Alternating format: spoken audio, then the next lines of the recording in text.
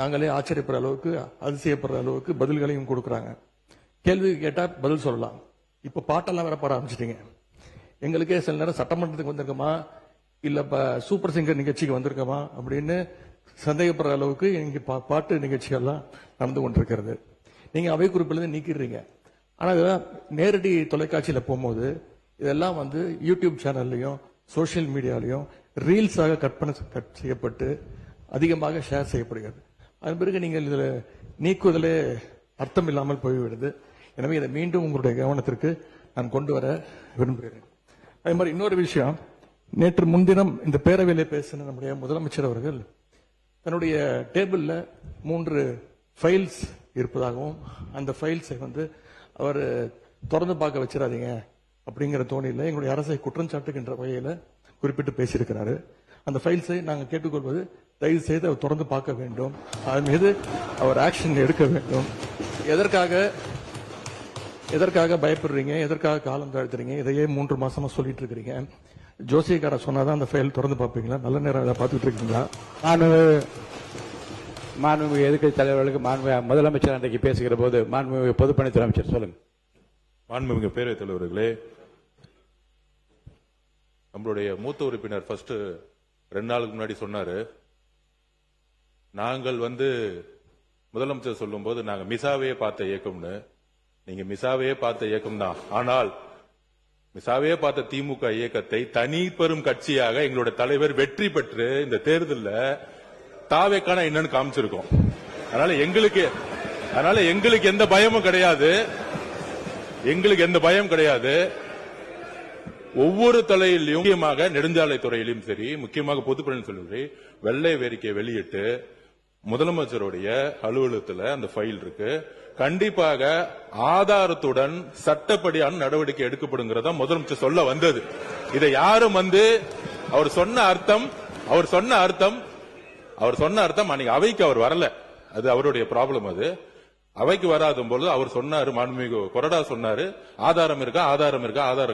நிதித்துறை அமைச்சர் பார்க்கும் பொழுது அவர் கேட்கும் பொழுது எங்க கிட்ட ஆதாரம் இருக்கு, அதை தகுந்த நேரத்தில் சட்டப்படியான நடவடிக்கை எடுக்கப்படும் சொன்னாருங்கிறத பதிவு பண்றேன். ஏன்னா அவர் எதிர்க்கட்சி தலைவர் எனக்கு வரல, அவர் அதனாலதான் பதிவு பண்ண. அதுக்கப்புறம் அவர் சொல்றாரு, போன 5 வருஷம் இவங்க என்ன ரீல்ஸ் விட்டாங்க, என்ன பாட்டு பண்ணாங்க, பாராளுமன்றத்திலே பதவி ஏற்கும் பொழுது எங்களுடைய எந்த கட்சி தலைவரையும் பத்தி உறுதிமொழி எடுக்கல. அவரை பத்தி பேசிதான் உறுதிமொழி எடுத்தாங்க. பாராளுமன்றத்திலேயே தமிழ்நாட்டுடைய புகழ் பெரியார பத்தியோ அண்ணாவை பத்தியோ பேசல. ஒவ்வொரு எம்பியும் போய் யாரை பத்தி பதவி பிரமாணம் பண்ணாங்கிறது மக்களுக்கு தெரியும். இந்த அவை உறுதியாக சொல்றோம், நீங்க 25 வருஷத்துக்கு மேல ஆட்சியில் இருந்தீங்க, ஏன் தைரியம் இருந்தா லைவ் போடல? நீங்க இது வரைக்கும் உங்ககிட்ட நேர்மையான வெளிப்படை தன்மையான சட்டமன்றத்தை நடத்தக்கூடிய தைரியம் திமுக இதுவரைக்கும் இருந்தது இல்லை. முதல் முறையாக தமிழ்நாட்டு வரலாற்றிலேயே தமிழ்நாட்டுடைய மக்களாட்சியை நிலைநாட்டி ஜனநாயகத்தை நிலைநாட்டி நாங்கள் தவறு செய்தால் நீங்கள் சொல்லுங்கள் சொல்லக்கூடிய சபாநாயகியும் ஒரு ஆட்சியும் எங்களுடைய முதலமைச்சர் மக்களுடைய ஜனநாயகத்தை காப்பாற்றுவதற்காக லைவ மக்கள் முன் தெரியுமா விட்டுருக்காரு. அதை நாங்கள் பதிவு பண்றோம். ஏன் நீங்க ஏன் லைவ் இல்ல? 2021 உங்களுடைய தேர்தல் அறிக்கை என்ன இருந்துச்சு? 2021 திமுகவுடைய தேர்தல் அறிக்கையில் சட்டமன்றத்தை லைவ்ல கொண்டு வரும் சொன்னீங்களே, ஏன் செய்யல? மாண்பு நீர்வளத்துறை அமைச்சர், மாண்பு பேரவைத் தலைவர் அவர்களே, ஜோசியர் என்ற வார்த்தையை நீக்கும்படி கேட்டுக்கொள்கிறேன். அதுக்கு அடுத்தபடியாக நேற்று மார்க்கெட்ல ஒரு 70 வயசு முதியவர் சொன்ன ஒரு வார்த்தை என்னன்னு பாத்தீங்கன்னா, இப்பெல்லாம் நாங்க சீரியல் எல்லாம் பாக்குறது இல்ல, லைவ அசம்பிளியில சட்டசபையில என்ன நடக்குதுன்றத நானு என் மனைவி என் பேத்தி முதல் கொண்டு அதை நாங்க காலேஜ் முடிச்சுட்டு வந்தா கூட நாங்க இதை பார்த்துன்னு இருக்கிறோம். உண்மையாகவே ரொம்ப சந்தோஷமா இருக்குது, நிம்மதியா இருக்கிறோம். எங்களுக்கு எல்லாம் இருந்த பயம் எல்லாம் போய் இன்னைக்கு எதுவா இருந்தாலும் எங்களுக்குன்னு ஒரு புள்ள இருக்கிறாரு நம்மளுடைய முதலமைச்சர்ன்றத அவர் அந்த பெரியவர் சொன்னாரு. இது உண்மை சம்பவம். இதை நான் மாண்பு பேரவைத் தலைவர்களே, இவர்கிட்ட நான் அமைச்சர்கிட்ட காலையில வந்த உடனே நான் இதை சொன்னேன். ஆனா திடீர் என்று எதிர்கட்சி தலைவர் இப்படி பேசினாரு. லைவ் வந்து உண்மையாகவே தமிழ்நாடுல முதல்ல தைரியமா எங்கள் தலைவர் தான் லைவ் வந்து அனுமதித்திருக்கிறார் என்பது இந்த நேரத்தில் தெரிவிச்சு. எதிர்க்கட்சி தலைவர் அவர்கள் வந்து பேசுகிற போது சூப்பர் சிங்கர் ஆகிவிட்டது எனக்கு இந்த சட்டசபை என்று சொல்றது கொஞ்சம் நீங்க ஏன்னா கருத்துக்களை சொல்லுகிற போது பாட்டு பாட விரும்புகின்றவர்கள் அந்த கருத்தை ஒட்டி பாடுவதில் எந்த தவறு இருப்பதாக தெரியவில்லை. அது வந்து அது சூப்பர் சிங்கர் என்கிற அந்த வார்த்தை அவசியமா என்று இன்னொன்று மாண்புமிகு முதலமைச்சர் உட்காருங்களேன் உட்கார்ந்துக்கோங்க. மாண்புமிகு முதலமைச்சரை பற்றி நீங்கள் சொல்லுகிற போது ஜோசியக்காரரை கேட்டு செய்கிறார் என்று கேட்கின்றீர்கள். ஏனென்றால் மாண்புமிகு முதலமைச்சர் அவர்களை பொறுத்த வரைக்கும் ஏற்கனவே பதிவு செய்யப்பட்டிருக்கிறது. எத்தனை மணிக்கு வருகிறார், எவ்வளவு நேரம் பணிபுரிகிறார், எப்படி கோப்புகளை பார்க்கிறார் என்றாலும் மாண்பு அமைச்சர் பெருமக்கள் ஏற்கனவே பதில் சொல்லி இருக்கிறார்கள். இதில் நீங்கள் வந்து யாரை அவர் கன்சல்ட் செய்கிறார் என்றால் யாரையும் கன்சல்ட் செய்யாமலே சுயமாகவே தன்னுடைய அறிவாற்றலால் முடிவெடுக்கிற திறமை அவருக்கு இருக்கிறது என்பதை 3 மாத காலத்தில் எல்லாரும் பார்த்துக் கொண்டிருக்கிறார்கள். இன்னொன்று கோப்புகள் என்னிடம் தயாராக இருக்கிறது என்றால் அவருடைய ஆய்வில் இருக்கிறது என்று அர்த்தம். எந்த நேரத்தில் எந்த நடவடிக்கை எடுக்க வேண்டும் என்பதை பற்றி மாண்புமிகு முதலமைச்சர் இன் consultation with honourable ministers of the department அந்தந்த துறை சார்ந்த அமைச்சரோடு கலந்து ஆலோசித்து முன்னாலே வைக்கிற கோப்புகளை முழுவதுமாக நான் ஆராய்ந்து கொண்டு இருக்கிறேன் என்றுதான் சொன்னாரே தவிர அதை எடுக்க வேண்டும் நீங்க ஒரு சேலஞ்சாக எடுத்து அதை ஒரு சவாலாக அதை உட்காருங்க பதில் சொல்ல வேணாம் மாண்பு உறுப்பினர் ஆஸ்டின் உட்காருங்க. அதை ஒரு சேலஞ்சாக நீங்க வந்து ஒரு சவால் விடுப்பது போல் அதை எடுத்துக்கொள்ளக் கூடாது என்று நான் உங்களை கேட்டுக்கொள்ள மாண்பு எதிர்க்கட்சி தலைவர் பேசலாம். பேரவைத் தலைவர் மாண்புமிகு சட்டத்துறை அமைச்சர் சொல்லுங்க. மாண்புமிகு பேரவைத் தலைவர் அவர்களே, மாண்புமிகு பேரவைத் தலைவர் அவர்களே, ஜோசியம்னு சொன்னாரு. ஜோசியம் பார்த்து மஞ்சள் துண்டு போட்டதெல்லாம் ஆல்ரெடி தமிழ்நாடு பாத்துருச்சு. ஜோசியம் பார்த்து மஞ்சள் துண்டு போட்டதெல்லாம் தமிழ்நாடு ஆல்ரெடி பாத்துருச்சு. அதனால எதை செய்தாலும் வெளிப்படையாக எந்த ஒளிவனைகளும் செய்ய தெரியும், எதை எப்ப எடுக்கணும் என்னன்னு தெரியும். எல்லா துறைகளிலும் எப்பெல்லாம் சட்டப்பூர்வமான நடவடிக்கை எடுக்கப்பட்டு வருது எல்லா துறையிலும் எடுத்துட்டு வருது. எல்லா துறைகளிலும் அந்தந்த துறையில எங்கெங்கெல்லாம் வந்து வயலேஷன் இருக்கோ, எங்கெங்கெல்லாம் விதிமீறல் இருக்கோ அதுக்கான சட்டப்பூர்வம் நடக்கிற வழக்குகள்லாம் பதிவு செய்யப்பட்டு தான் வருது. அதனால நாங்க ஏற்கனவே இந்த ஜோசியம் பார்த்து மஞ்சள் துண்டி பார்த்துட்டோம், எல்லாரும் பார்த்துட்டோம். ரொம்ப மாண்புமிகு எதிர்க்கட்சி தலைவர் அவர்கள், பேரவைத் தலைவர் அவர்களே,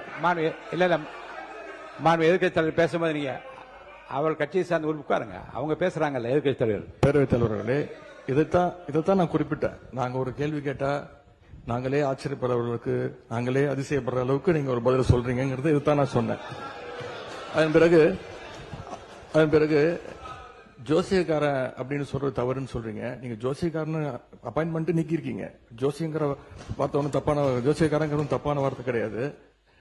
லைவ் வந்து திமுக ஆட்சியில் தான் முதன்முறையாக நாங்க தேர்தல் அறிக்கையில சொன்னோம், கேள்வி நேரத்தை முதலையாக லைவாக ஒளிபரப்பு செய்தது நாங்க. இப்ப இந்த கேள்வி நேரத்தையே எடுக்க முடியாத நிலைமையில தான் இன்னைக்கு இந்த அரசு நடந்துகிட்டு இருக்கு. இன்னொன்னு இந்த நீங்க லைவ்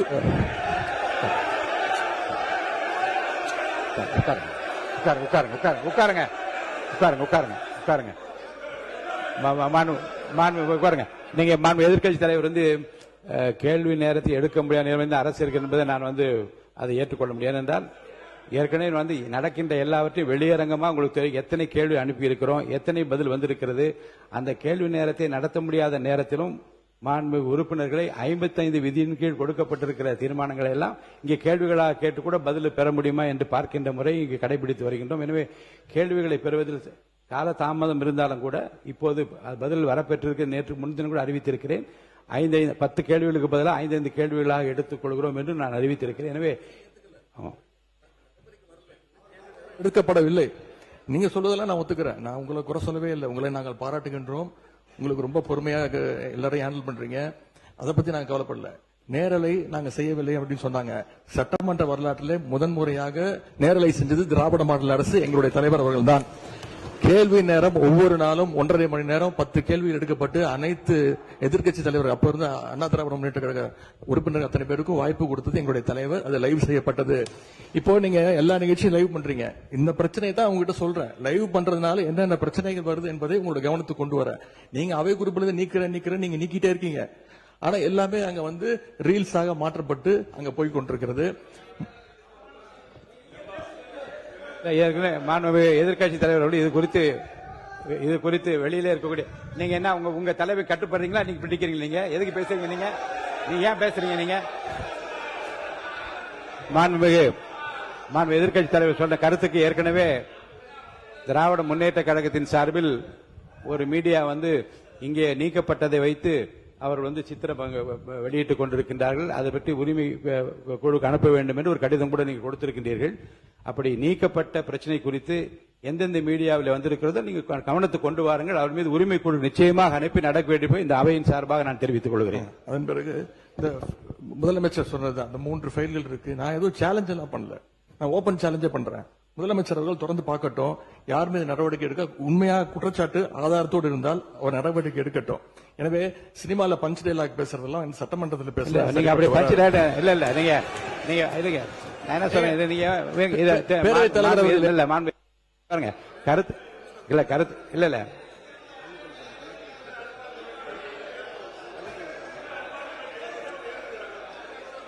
மாண்புமிகு பள்ளிக்கல்வித்துறை அமைச்சர். மாண்புமிகு பேரவைத் தலைவர் அவர்களே, முதல்ல உட்காருங்க. இந்த கேமரா டீம் அவன் சைடு கொஞ்சம் காட்டுங்க. ஏங்க மாண்புமிகு இருங்க இல்லங்க ஆனரபிள் ஸ்பீக்கர் மூலமா ரெக்வெஸ்ட் இந்த கேமரா டீம் அந்த சைடு கொஞ்சம் மாண்புமிகு முதலமைச்சர் கருத்து என்ன சொல்றாங்க அத நீங்க சினிமா நடிப்பது போல பஞ்ச் டயலாக்னா எப்படி எழுந்திருக்காம இருப்பாங்க? அப்புறம் தயவுசெய்து சொல்றேன், நீங்க சொல்லுகிற போது முதலமைச்சர் கருத்துன்னு சொல்லுங்க.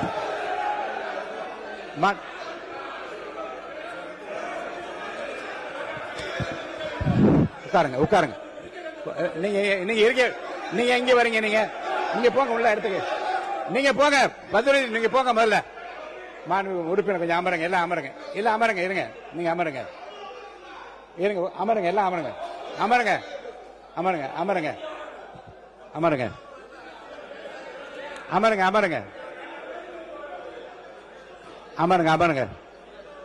மாண்பு உறுப்பினர் கொஞ்சம் அமைதியா இருங்க. வாய்ப்பு தரேன். உட்காருங்க. மாண்புமிகு எல்லாம் உட்காருங்க. நான் உடனே பேச அனுமதிக்க போறேன். உட்காருங்கன்னு சொல்றேன். உட்காருங்க.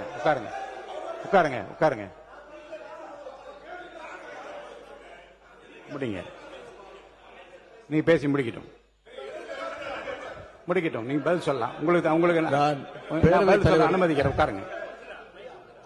பேரவைத் தலைவர் வாயிலாக நான் கேட்டுக்கொள்வது, தயவு செய்து இந்த ஃபைல்ஸ் எல்லாம் சீக்கிரம் பிரிச்சு பாருங்க. ஏதாவது குற்றச்சாட்டு இருந்தா, அதில் ஆதாரம் இருந்தா, யாராக இருந்தாலும் அவர் மீது நடவடிக்கை எடுங்க. இந்த உருட்டல் மிரட்டலுக்கெல்லாம் திராவிட முன்னேற்ற கழக உறுப்பினர்கள் பயப்படுவதற்கான எங்களுக்கு தேவை கிடையாது. மாண்புமிகு உறுப்பினர்கள் இந்த சினிமா போல பஞ்ச் டயலாக் என்பதெல்லாம் அவைக்குழு நீக்கப்படுகிறது. கருத்துக்கு பள்ளிக்கூடத்து அமைச்சர் பதில் சொல்லலாம். இப்போ மாண்புமிகு பேரவைத் தலைவர் அவர்களே, தமிழ்நாடு சட்டமன்றத்தில் நடக்கக்கூடியதெல்லாம் மக்களுக்கு தெரியணும். என்னென்ன யார் தொகுதி சார்ந்த பிரச்சனைகள் கேட்கறாங்க, அதுக்கு பதில் சொல்லணும். நேரலை தரும். நான் உங்க மூலமா ஒரு கோரிக்கை வைக்கிறேன். முதல் கோரிக்கை என்னன்னா, நம்மளுடைய கேமரா டீம் இந்த எதிர்க்கட்சி வரிசை தொடர்ச்சியா அப்படி கமெண்ட் அடிக்கிறது, உரிமையில பேசுறது, லாஸ்ட் பெஞ்ச்ல இருந்தா டாக்டர் குடுகுடுன்னு எஞ்சிங்க நடுவில் ஓடி வர்றது, இதையும் சேர்த்து ஸ்பிளிட் ஸ்கிரீன்ல காட்டுங்க. இரண்டாவது, மதிப்புக்குரிய எதிர்க்கட்சி தலைவர் அவர்கள் பேசுகிற போது லைவ் பத்தி சொன்னார். உண்மைதான், அவங்க நேரலையை கடந்த ஆட்சியில மதிப்புக்குரிய முன்னாள் முதல்வர் அண்ணா மு.க. ஸ்டாலின் ஆட்சியில அதை தொடர்ந்தாங்க. ஆனா ஒரு நேரலை என்பது வெறும் ஆளுங்கட்சிக்கு சாதகமா இல்லாம முதல் முறை ஆட்சி நேரலை மட்டுமல்ல, முழுமையான நேரலை என்பது வெற்றி தலைவருடைய ஆட்சியில தான் தொடர்ந்து கொடுத்துக்கிட்டு இருக்கோம். மதிப்பிற்குரிய பேரவைத் தலைவர் அவர்கள் நெற்றிக்கண் திறப்பினும் குற்றமேனு நடுநிலையோடு ஒரு கட்சி இரு கட்சி இல்லாமல் அனைத்து கட்சி உறுப்பினர்களினுடைய குரலும், இந்த குரலற்றவர்களின் குரலாக இருக்கக்கூடிய அனைத்து கட்சிகளினுடைய குரலும் பதிவாக வேண்டும் என்பதற்காக தான் சிறப்பாக செயல்பட்டு இருக்கீங்க. அதுல ஏதோ ஆளுங்கட்சி பேசுவதை மட்டும் நீங்க அதிகமாக அவை குறிப்பிலிருந்து நீக்கிறது போல ஒரு தோற்ற மயக்கத்தை நம்ம உருவாக்கிட கூடாது.